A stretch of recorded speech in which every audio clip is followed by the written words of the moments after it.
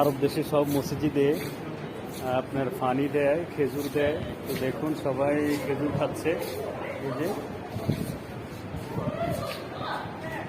সবাই খেজুর খাচ্ছে এদিক থেকে। এই যে দেখেন অনেক খেজুর। তো এরকমভাবে সব মসজিদে খেজুর অ্যাভেলেবেল পাওয়া যায়। তো যাই হোক, আলহামদুলিল্লাহ খুব ভালো লাগলো মসজিদে নামাজ পড়ে। তো আমরা একদিন এক মসজিদে নামাজ পড়ার জন্য যাই, গাড়ি আছে এই জন্য সব মসজিদে একদিন এক জুমায় এক মসজিদে নামাজ পড়ি।